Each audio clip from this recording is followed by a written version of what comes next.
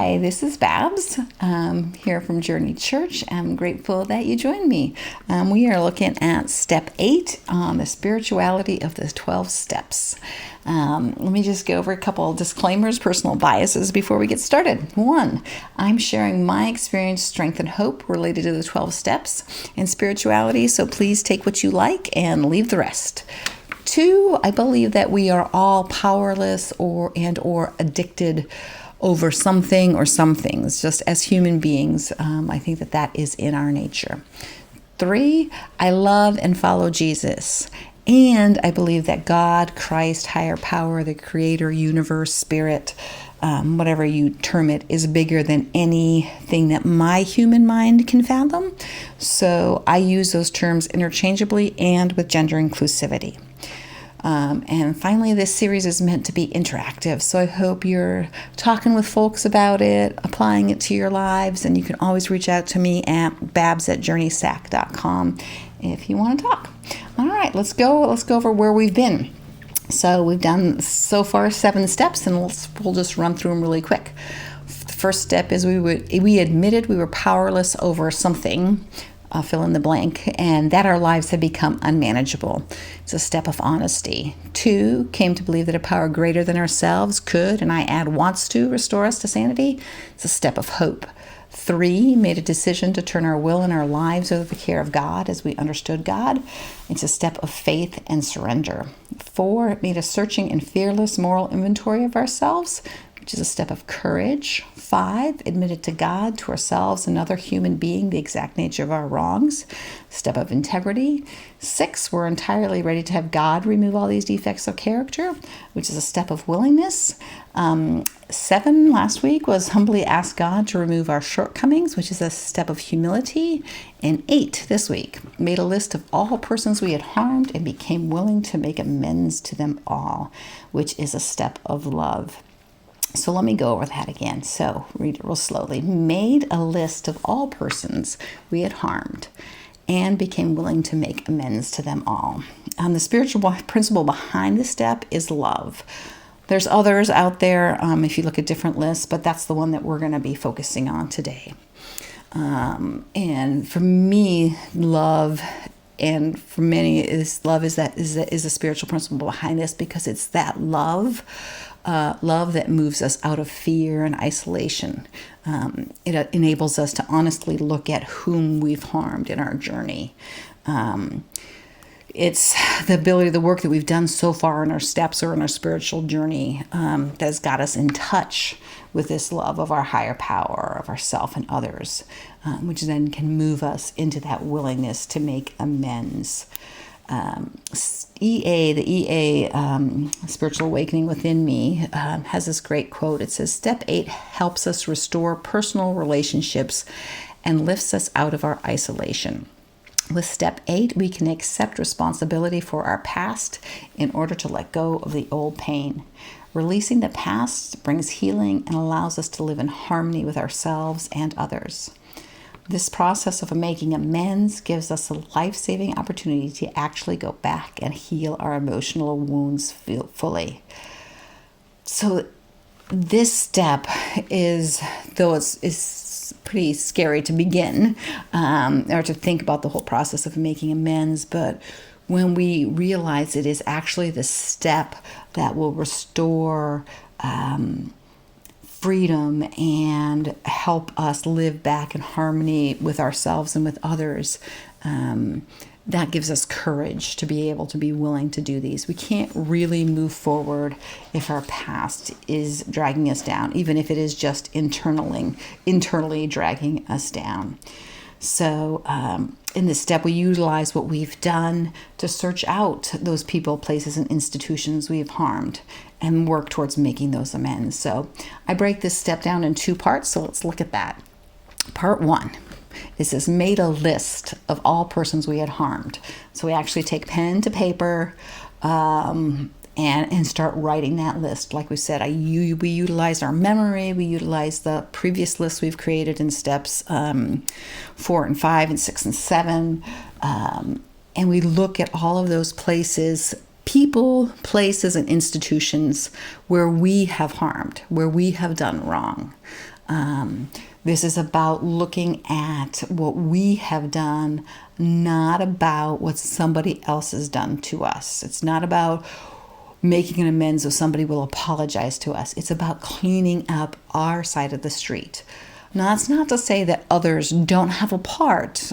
For sure they do in our lives, but that's not, the 12 steps is not about looking at what anybody else's part is. It's about looking at our part, because we don't want to carry that garbage with us anymore. So in this part of the step, we're just concerned about making the list. In the story of Zacchaeus, there's this great line. We'll go into the story a little bit later, but he was a tax collector. And there's this great line that he says in his meeting with Jesus. He says, "Sir, from now on, I will give half my wealth to the poor. And if I find I've overcharged anyone on his taxes, I will give back 4 times as much." So there's this recognition of Zacchaeus saying, because he's met Jesus, that it's said with joy. It says, with great excitement and joy, he said these things. And he says, if I will find. So he's going to look. He's looking in his own life to say, where have I wronged? He's not saying, well, it's my right. It's da-da-da. He doesn't come up with any excuses. He says, let me look at my own life to see where I have wronged anyone, and I will give back and make amends, is basically what he's saying. But in this part, we're just concerned at this very first part of that step, just making the list. And sometimes it takes a long time to make that list, to search through. Sometimes it takes months. Sometimes it's quick, but we make the list. And then we go on to the part 2, which is, and became willing to make amends to them all. This becoming willing is key. We don't know yet how the amend is going to look, but we must move towards willingness to do whatever amend is required of us. We'll talk a little bit more about that later, about amends where it's not safe to actually go in person. But right now, what we're worrying about is the willingness to make an amend. And why would this be important? So it's important because finally, by step 8, I have started developing a relationship with a higher power, with myself and with others, and found serenity that I know that I want to keep building on, and realizing that making these amends, if that will bring me closer to growing spiritually, that it's worth the cost it will take to my ego. Again, this is not about the actual making of the amends. This is really about being willing to pursue this life with God and to clean up my side of the street. So let's look a little bit closer at this story of Zacchaeus. So I'm going to read the story for you. As Jesus was passing through Jericho, there was a man named Zacchaeus, one of the most influential Jews in the Roman tax collecting business, and of course, a very rich man. He tried to get a look at Jesus, but he was just too short to see over the crowds. So he ran ahead and climbed into a sycamore tree beside the road to watch from there. Then, when Jesus came by, Jesus looked up at Zacchaeus and called him by name. "Zacchaeus," he said, "quick, come down, for I am going to be a guest at your home today." Zacchaeus hurriedly climbed down and took Jesus to his house in great excitement and joy. But the crowds were displeased. "He has gone to be the guest of a notorious sinner," they grumbled. Meanwhile, Zacchaeus stood before the Lord and said, "Sir, from now on I will give half my wealth to the poor, and if I find I have overcharged anyone on his taxes, I will give back 4 times as much." Jesus told him, "Salvation has come to this home today. I, the Messiah, have come to search for and save such souls as his." I love this story, and especially as it relates to this step 8 that we're working on. This story and step 8 is a choice. We don't have to do any of these steps. Just nor did Zacchaeus have to do anything, but it's a choice. We have a choice. The story is inviting me, and step 8 is inviting me to a choice that I see. I can be like the crowd, grumbling and displeased about how unfair outside situations are and how people have wronged me, and hold on to all of that. Or I can look like Zacchaeus did to God with joy, love, and gratitude. Great excitement and joy, he says, and clean up my side of the street. Take care of the business where I have harmed someone. I may have been harmed at first. There have been some relationships in my life where I was harmed first. And protecting myself is not what this step is talking about. The step is talking about when I then chose to retaliate, and when I made the first move to make a harmful situation to someone else, or when I have harmed innocent people.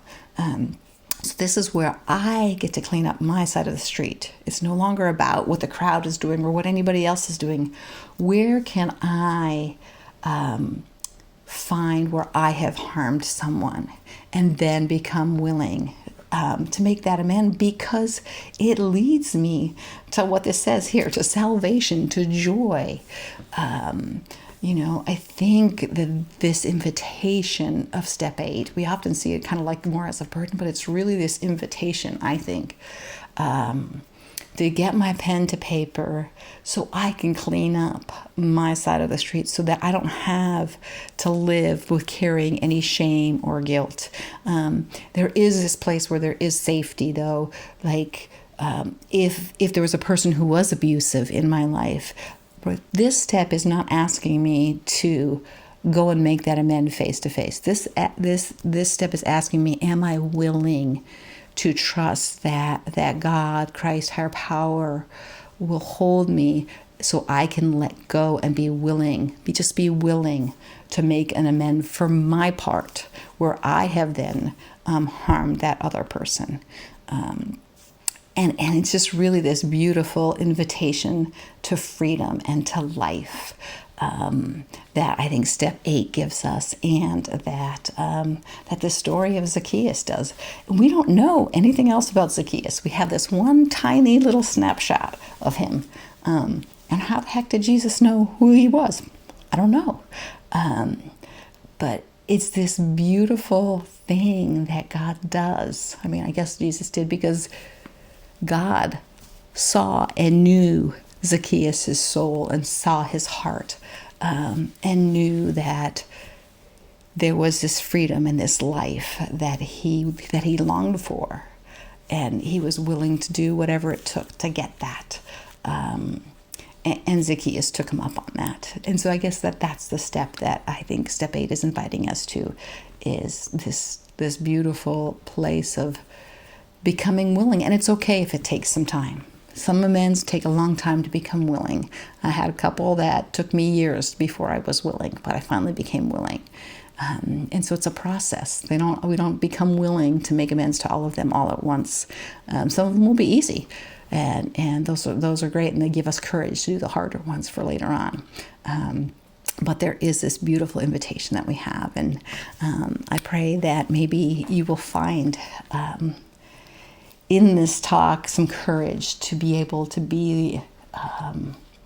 hear the invitation of the Spirit, the invitation of God to look at our lives, look at your life, look at my life, and become willing to make those amends so that I can clean up my side of the street, so I can live in freedom and joy, serenity, and salvation. So let me go ahead and I'll close us with the serenity prayer. So, God, grant us the serenity to accept the things we cannot change, the courage to change the things we can, and the wisdom to know the difference. Amen.